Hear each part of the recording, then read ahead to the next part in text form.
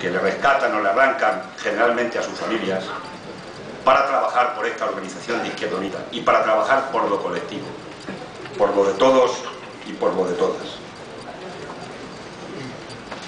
Esta es la IU de todos y de todas, y cada día más tiene que ser la Izquierda Unida de todos y de todas. Os pido sin más la confianza para intentar coordinar este querido y necesario proyecto.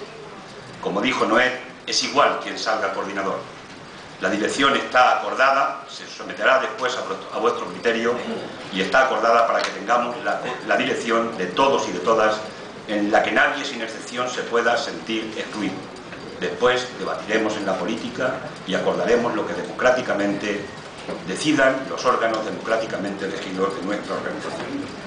Concluyo diciéndoos que, aprovechando las tres siglas o nominaciones que hemos tenido, las tres grandes candidaturas, sin excluir y pidiéndole respeto a las dos candidaturas pequeñas, más minoritarias, que se presentaron en la Asamblea Federal, que ligando sus tres elementos, esta organización, este país, la gente trabajadora, la gente que todavía no ha perdido la esperanza, es posible que la recupere con una Izquierda Unida republicana y anticapitalista, abierta, sin duda va a tener futuro. Muchas gracias.